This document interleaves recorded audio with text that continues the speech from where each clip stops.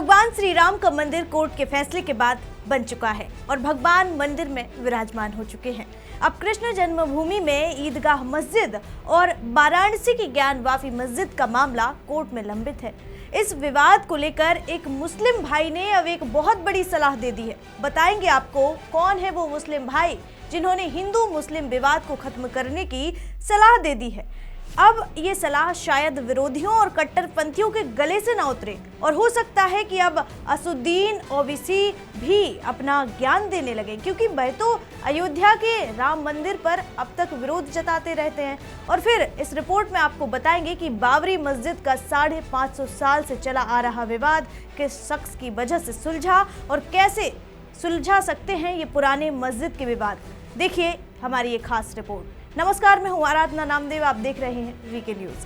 भगवान राम टेंट से निकलकर अब मंदिर में विराजमान हो चुके हैं और अब ज्ञानवापी और शाही ईदगाह मस्जिद बड़ा मुद्दा बना हुआ है। दरअसल एक बयान में वाराणसी की ज्ञानवापी मस्जिद मुसलमानों से हिंदुओं को सौंपने की सलाह दी है और अब राजनीतिक और धार्मिक हलकों में बड़ी बहस का कारण बन गया है।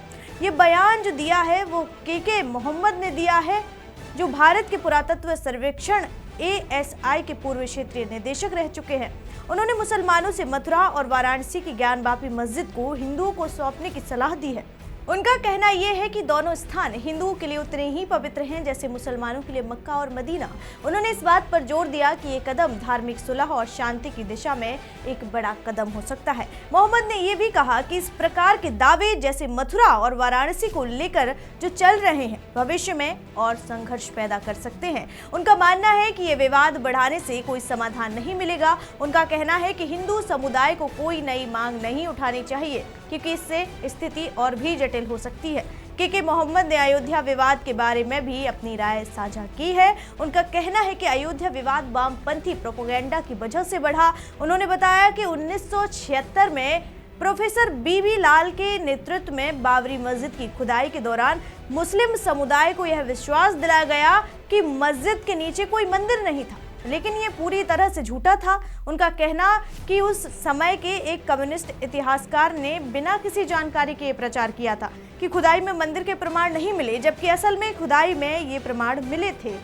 मोहम्मद का कहना है कि उस समय मुस्लिम समुदाय मंदिर बनने के लिए तैयार था, लेकिन इस तरह के झूठे दावे और प्रचार ने स्थिति को जटिल बना दिया था। और मोहम्मद ने ताजमहल के बारे में भी टिप्पणी की है। उन्होंने जहां कुछ हिंदू संगठन दावा करते हैं कि यह एक मस्जिद है, उन्होंने इसे पूरी तरह से झूठा बताया है और कहा है कि ताजमहल असल में राजा मानसिंह का महल था, जिसे बाद में शाहजहां को हस्तांतरित किया गया।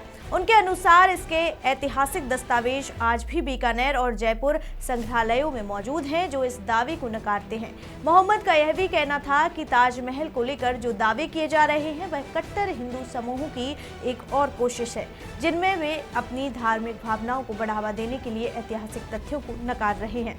उनका कहना है कि ऐसे दावे स्थिति को और बिगाड़ सकते हैं और इससे समाज में और अधिक तनाव फैल सकता है। के मोहम्मद ने यह सलाह दी है कि मुसलमानों को मथुरा, वाराणसी और अयोध्या जैसे ऐतिहासिक स्थलों को हिंदुओं को सौंप देना चाहिए ताकि समाज में शांति बनी रहे। लेकिन उन्होंने यह भी चेतावनी दी है कि इन स्थानों के अलावा अन्य जगहों पर ऐसे दावे ना किए जाएं, क्योंकि इससे केवल संघर्ष बढ़ेगा और समस्या हल नहीं होगी। फिलहाल इस रिपोर्ट में इतना ही। ऐसे ही तमाम खबरों के लिए देखते रहिए वीके न्यूज। मुझे दीजिए इजाजत। शुक्रिया। वीके न्यूज, राष्ट्र के नाम।